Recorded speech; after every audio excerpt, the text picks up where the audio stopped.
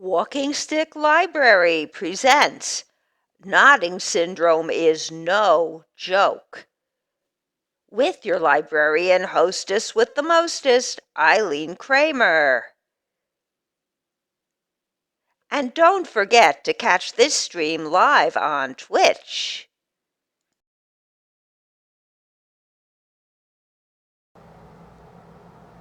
And we have an intro for this, which is really nice. I'm going to drop our curtain and minimize. We can thank Todd Callender for giving me the heads up on this one. You gotta. Well, they're closed now because I'm wearing a headset, but you keep your ears open and your eyeballs open because you never know what you're going to get. Okay, drop the curtain, minimize, let's maximize and hear what he's got to say. And you find these other periodic diseases. This happens all the time. A new zombie one has popped out where? Oh, in Africa, of course, in Uganda. These poor people, they're used as guinea pigs. Here's a lady talking about it. They call it the nodding disease, another man-made pathogen. We don't know where it came from. We don't know how it works, but we're going to have people come to the hospital. Here, listen to them. It's a joke. Nodding syndrome. Annette, welcome to the stream. Thank you. It's great to be here. So the cause of nodding syndrome isn't known. It's not really known if the syndrome is contagious. What's being done to address these issues right now? A lot is being done for nodding syndrome. The government of Uganda is leading the response through the Ministry of Health, being the focal government body. And this is a resource-constrained setting, and I know there have been issues all over the net about the government's role and how not much is being done in the nodding syndrome response. Now, the government has called upon all development partners like World Vision who are on board to assist the government, and they've formed both district level and national level task force to deal with nodding syndrome. The government has created a lot of awareness at village level to the communities on case identification and also encouraging early healthcare seeking behaviors at the community level. They've established a number of treatment centers for nodding syndrome where community members can refer their children who have been affected. But how are they treating it if they don't know what causes it? Yes. Well, the treatment at the moment is really supportive. We do not know what causes it. We don't know how it's spread, and we do not know how to cure it. However, we do know the effects that nodding syndrome has on children, and we are actually trying to mitigate those effects. So children are nodding, which is... Okay, I'm going to stop this here. Did you hear this bastard laugh? We're going to know why they bring those kids to the hospital in a minute, because I did a walkthrough this afternoon. Before I went out for my walk, I walked through on this. Now, this is going to get workflowy, and I'm going to see if I can make us a lot more space, because I've been filling in here, and that's really not very good. You see, these boards are huge. We have always had lots of space on these boards. I'm going to put us in right here in the middle, and I'm going to get one of these guys and pop it down. Nodding disease. It's either nodding disease or nodding syndrome. What is it? Obviously, what is it?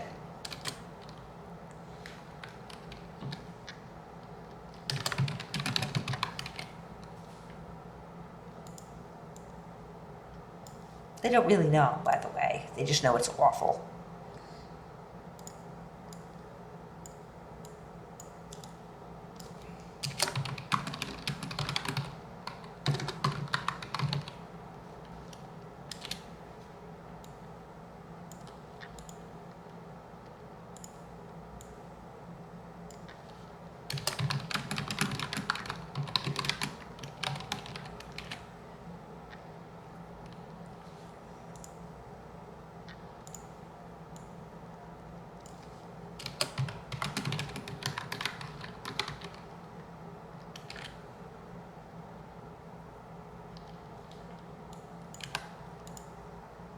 And I can't spell.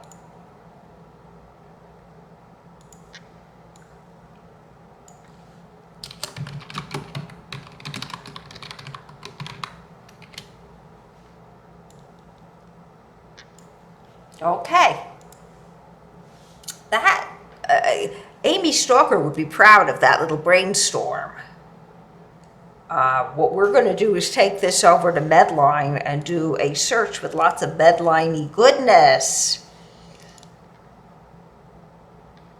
I never heard of this, but there's lots of things you've never heard of. Okay, we're just going to do a very basic thesaurus search. We're going to hit the wall. We could also do a search in news and newspapers, which is international. We got lots of choices here. We could even do a search in Google Scholar. But I want to hold off till we make sure it's nodding syndrome. So I'm going to bring up GSU Library because I've got privileges there. And we are going to go down here to databases by name because we want to use the Medline Thesaurus, which has all that good Medline-y goodness in it. And we can go in here. We can hit over here. Term begins with nodding syndrome. Okay, look at that. We landed on it perfectly. Let's search. Okay.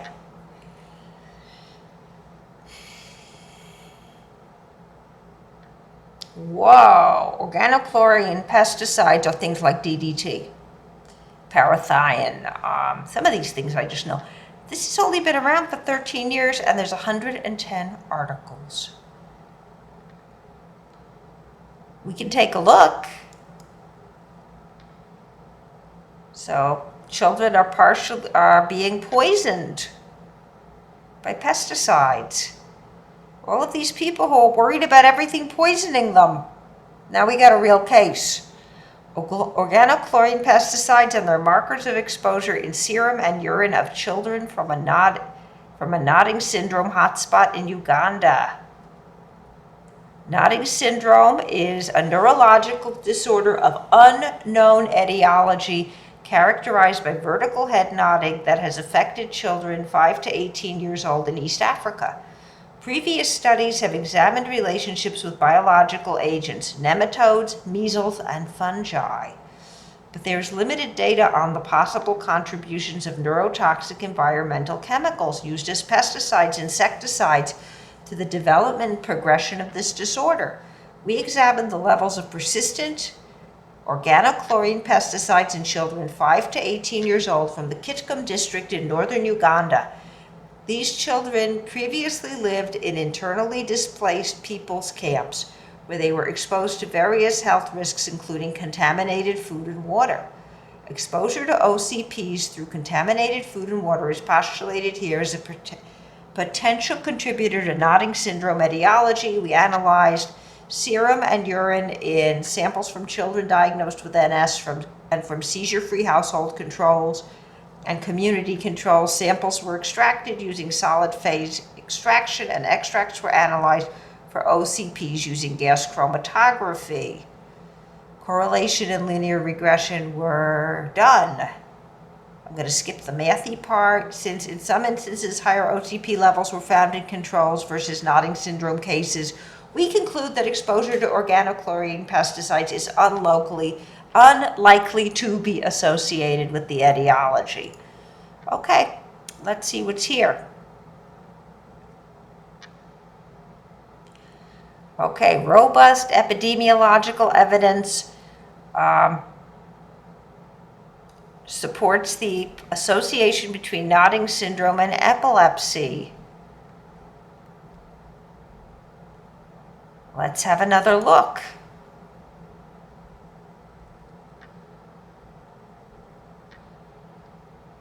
Okay.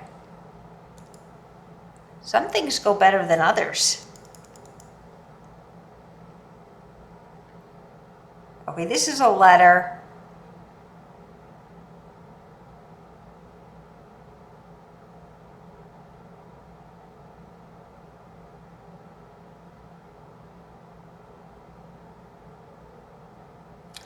This is river blindness over here. This is a disease caused by parasites. All those alt health people want to do parasite blends. You got a real parasite here.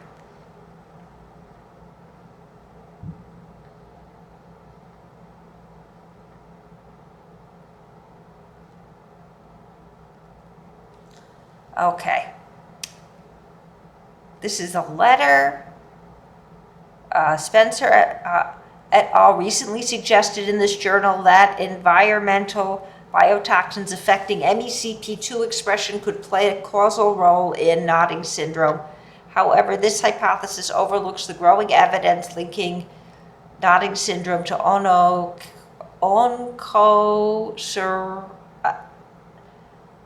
river blindness. Spencer et al. Argued that while river blindness is widespread globally, Nodding syndrome is confined to East African regions affected by civil war.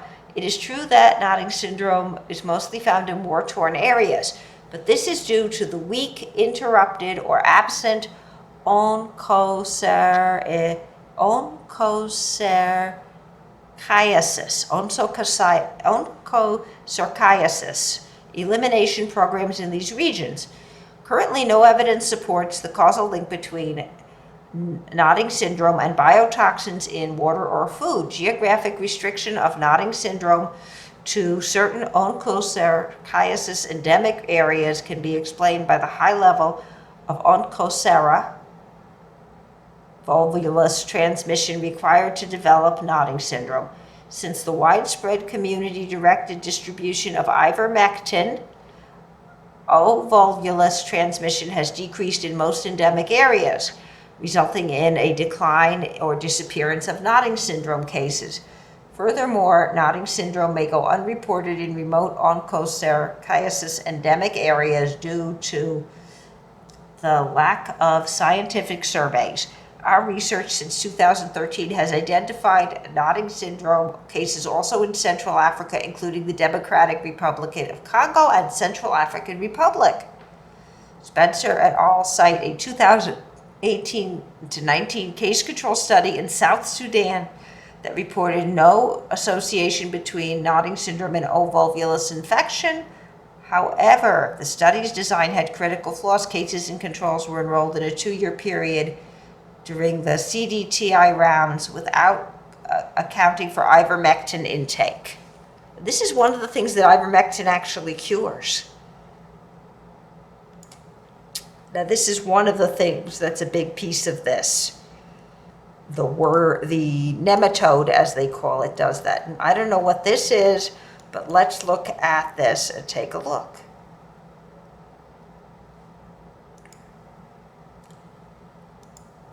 And here we have another one. So they are looking at the causes, and it looks like it's not communicable from person to person. So it would be a bad public health choice if you were going to use this the way they think of it. Nodding syndrome is an epileptic encephalopathy associated with neuroinflammation and tauopathy. This initially pediatric brain disease, which has some clinical overlap with methyl-CpG binding protein 2 duplication syndrome, has impacted certain impoverished East African communities coincident with local civil conflict and internal displacement conditions that forced dependence on contaminated food and water. A potential role in Nodding syndrome is certain biotoxins, freshwater cyanotoxins plus or minus mycotoxins with neuroinflammatory, excitotoxic, taupathic, MECP dysregulating properties is considered here for the first time. So they're looking at causes, and it doesn't look to be caused by a pathogen except the worm. And here we have another, here they're using doxycycline, which is a antibiotic for treatment. So we're looking at lots of these. So if I get down here, you're going to see this is the big one. This is the big one right here. Onchocerca volvulus. This is the one they think does the causing.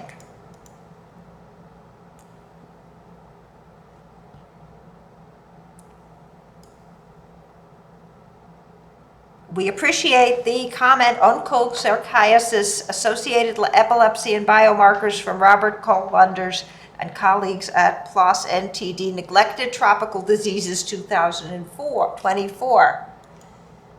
And that one we should be able to get. So that would be a really good article. I'm going to take us back just a little bit. There we are. I think we have to get the PDF before we're going to see an abstract on this. This is just a short one. In our study, we focused on the presence of active Onchocerciasis volvulus infection determined by polymerase chain reaction from skin SNPs in the context of epilepsy nodding syndrome and not on the immune profiles of onchocerciasis-associated epilepsy. Therefore, we did not present the OAE criteria. OAE is still a matter of debate since the causal relationship between Onchocerciasis volvulus infection and epilepsy and nodding syndrome has not been established so far. We would like to emphasize that OV16 test results confirming IgG4 antibodies to the recombinant OV16, which is part of OAE core criteria, only indicates exposure in previous infection, but does not confirm active infection. In contrast, highly specific, sensitive PCR. Indeed, we observed during our African field study, most individuals, including controls, were antibody positive to the OV16 test. This was confirmed by Edridge et al. This is not surprising. Previously, OV high endemic areas like Mahenge. Thus, the test cannot discriminate between individuals who developed epilepsy and nodding syndrome or remained healthy. Contrary to the application of OAE criteria, studies investigating epilepsy nodding syndrome in the context of active OV infection are scarce. It has been shown that immunity and metabolism are strongly modulated in individuals who are actively infected with filarial nematodes or helminths, in comparison to individuals that have cleared the infection. To find out more about possible ways of immunomodulation of OV and its effect on neurological signs and symptoms, we also suggested in our discussion that future studies should take into account the presence of patent and latent infections, which unfortunately was not possible due to our small group size. So they think there's a worm involved called Onchocerciasis volvulus. And I want to take a look at the treatment one. And the way we do that is scroll down. Nodding syndrome, drug therapy. And one of the reasons that the kids do get brought to the hospital is they are having epileptic seizures. So they get treated, they bring them there to treat for epilepsy. And here we have doxycycline. And I think doxycycline is an antibiotic. Long-term clinical course and treatment outcomes. Okay. Let's have a look. One more. Be a happy camper tonight. Nodding syndrome is a poorly understood neurological disorder of unknown etiology affecting several thousand children in Africa. There has been a consistent epidemiological association with infected by the filarial parasite Onchocerciasis volvulus, and antibodies to laomedin and DJ1 cross-reacting with ovolvulus proteins have been reported. We hypothesize that nodding syndrome is a neuroinflammatory disorder induced by antibodies to ovolvulus or its symbiont, Wolbachia, cross-reacting with human neuron proteins that doxycycline, which kills Onchocerciasis through effects on Wolbachia, may be used as treatment.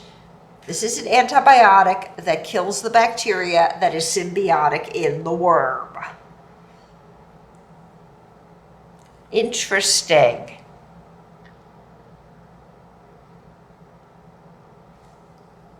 Doxycline's a very cheap antibiotic.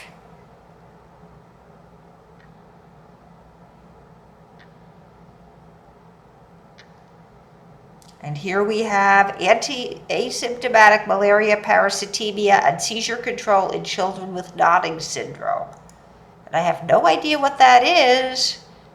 I'm going to look at the date. 2024, so there is a lot of research going on about this. This would make a very good, one of those kind of papers for English 1102. Nodding syndrome is an epileptic encephalopathy associated with neuroinflammation.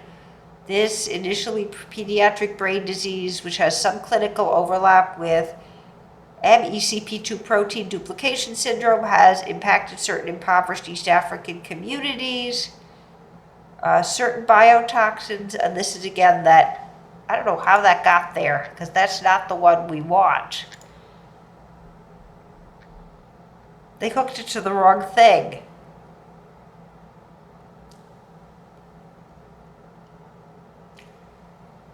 And here they are giving them supportive treatment with lorazepam.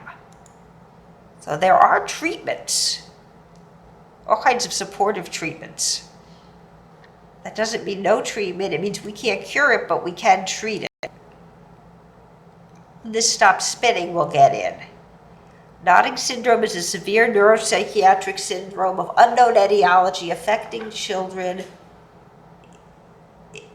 using a modified, we lost it. Nodding syndrome is a severe neuropsychiatric syndrome of unknown etiology affecting children and adolescents, mostly in Eastern Africa. Symptoms of Nodding syndrome and catatonia seem to overlap.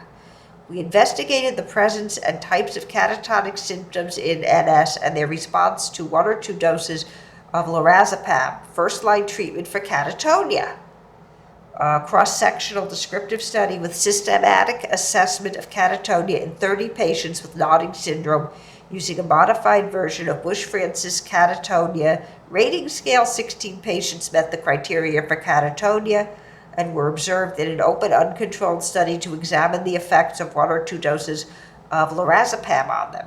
16 of 33 patients had an average of 5 catatonia symptoms and met the criteria for catatonia, so they're just like sitting there.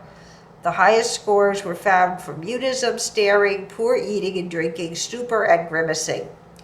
Excitement, rigidity, negativism, and impulsivity had lower scores. None of the children had echolalia or echopraxia. In 6 children, there was a reduction of more than 50% in catatonia ratings, representing a positive response to lorazepam. 3 out of 6 children whose catatonia ratings did not change after the first dose responded after a second dose.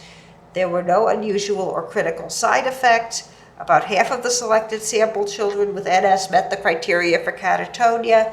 Catatonia scores decreased in most patients after 1 or 2 doses of lorazepam. Larger, longer controlled studies are warranted to assess the prevalence of catatonia in Nodding syndrome and to assess the use of lorazepam through its effects on catatonia. So there are treatments they're trying. And here we have proposed guidelines for management of Nodding syndrome. Let's have a look-see. This one went where it was supposed to. Lots of doctors, a lot of African kind of names here.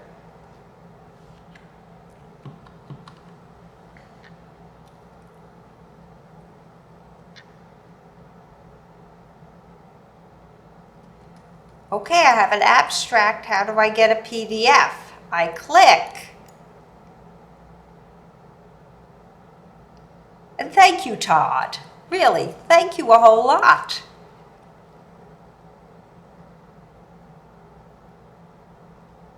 Okay, and here we have,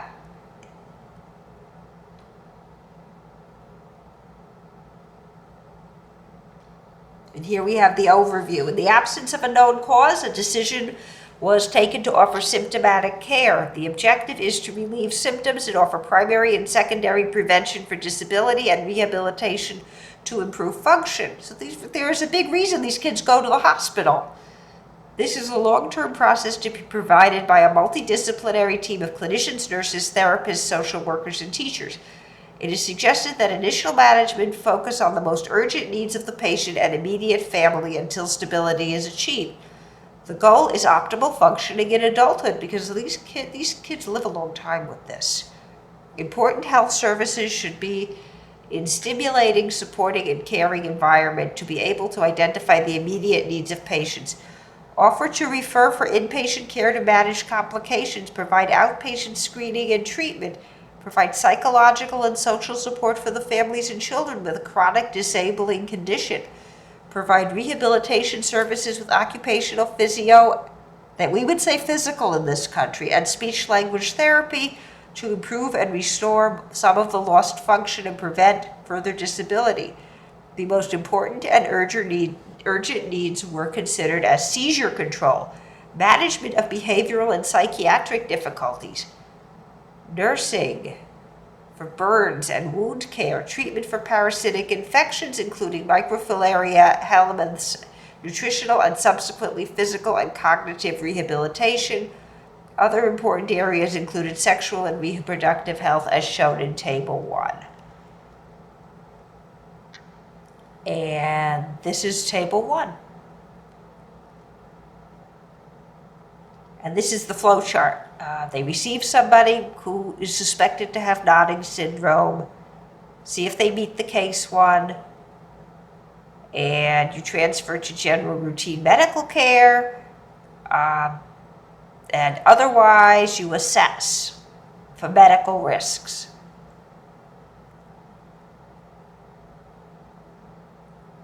If they've got severe anemia, heart failure, there's hypoglycemia, epilepsy, convulsions, again, you can send them to the hospital. And again, you're looking at severe disruptive behavior, wandering away, and restlessness. And we will get them in the hospital if they've got a real problem.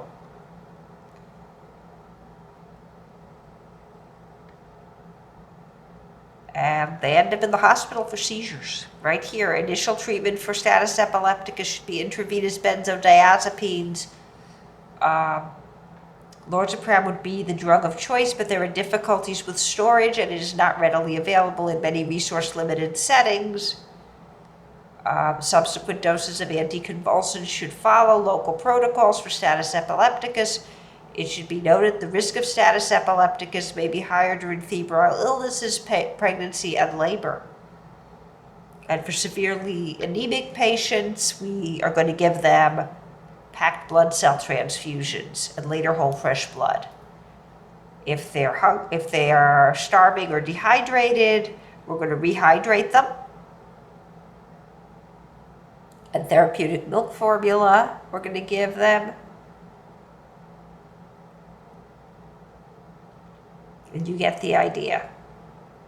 And we should treat their burns.